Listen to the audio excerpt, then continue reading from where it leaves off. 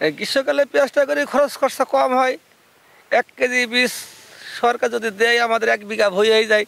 1 বিঘে হয়ে এলে তাহলে আমাদের মনে করেন ওই সার্বিক খরচ যদি কিছু খরচ বেঁচে যায় আমরা মুড়ি কাটা পেঁয়াজটা বিঘাতে 10 মণ পুঁততে হয়, তাতে খরচ হয় আমাদের কোনো বছরে 50,000 পড়ে, কোনো বছরে 40,000 পড়ে, কোনো 30,000 পড়ে। 30,000 নিচে আসতে পারিনি, এই জন্য বাধ্যত আমরা এই পেঁয়াজটা গ্রীষ্মকালে পেঁয়াজটা করি। ওটা মোটা হয়, ফলন বেশি হয়।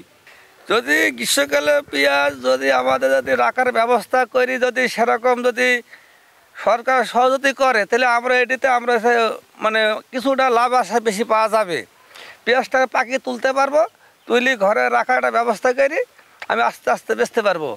তাছাড়া এই পেঁয়াজটা যদি গ্রীষ্মকালে যে পেঁয়াজটা যদি আমরা সংগ্রহ করার ব্যবস্থা নাই বলি বিধায় আমরা কাঁচায় তুলি বেছে ফেলতে হয়। পেঁয়াজটা আমরা তৈরি করি, তো আমরা এমন সময় পেঁয়াজটা আমরা সরকারি সহযোগিতা বীজ দেয়, সার দেয়, সব কিছু দেয়।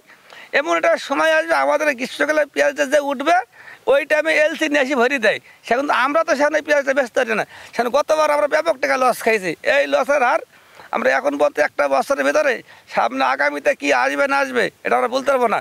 এখন 100 টাকা কেজি, 90 টাকা কিনে আমরা কেজি কিনে খাচ্ছি। বেচার সময় আর বেচতে হবে 30 টাকা, 40 টাকা কেজি।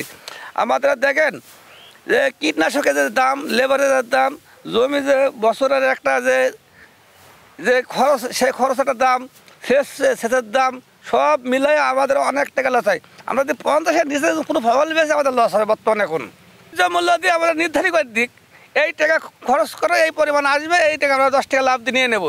এরা সরকার যদি সহযোগিতা করে তা আমাদের জন্য অনেক কিছু। এইটুকু সরকারের কাছে সহযোগিতা চাই আমরা।